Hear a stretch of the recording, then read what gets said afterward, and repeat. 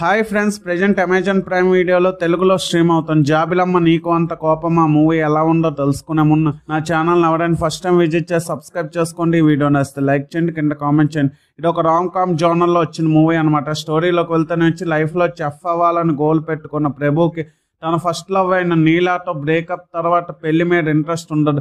అలాంటి సిచ్యువేషన్లో తన స్కూల్ ఫ్రెండ్ ప్రీతితో పెళ్లి సంబంధం వస్తుంది. తర్వాత ప్రభు ఏం చేశాడు, నీలా వెడ్డింగ్ కార్డ్ రావడంతో ప్రభు తీసుకున్న నిర్ణయం ఏంటి, ప్రీతికి నిజం తెలుస్తుందా లేదా, ఎవరితో పెళ్లి అవుతుంది అనేదే రిమైనింగ్ కథ. స్టోరీ లైన్ రొటీన్ అయినా సరే ఎగ్జిక్యూషన్ ఎక్కడా బోర్ ఫీల్ రాకుండా ఎంగేజింగ్ గా ప్రజెంట్ చేశారు.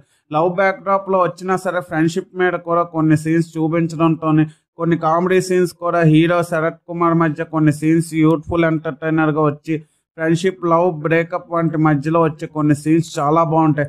క్యారెక్టర్ డిజైన్ కానీ గెస్ట్ రోల్స్ లో ఇలా ప్రతి విషయంలో ధనుష్ మేకింగ్ స్టైల్ కనిపిస్తుంది. అలాగే సెకండ్ హాఫ్ లో కొన్ని సీన్స్ బాగా కనెక్ట్ అవుతాం. కానీ routine rom com movie format లో ఉండడంతోనే అంత క్యూరియాసిటీ బిల్డ్ కాదు.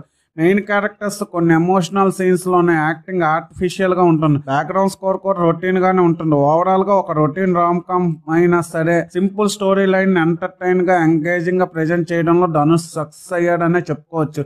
ఈ మూవీ వన్ టైం వాచబుల్. జాబిలమ్మ నీకు అంత కోపమా మూవీకి నేను ఇస్తున్న రేటింగ్ 3/5. ఇలాంటి జెన్యూన్ రివ్యూస్ కోసం నా ఛానల్ సబ్స్క్రైబ్ చేసుకోండి. వీడియో నచ్చితే లైక్ చేయండి. వీడియో మీ friends and family members share చేయండి. Thanks for watching. జై హింద్.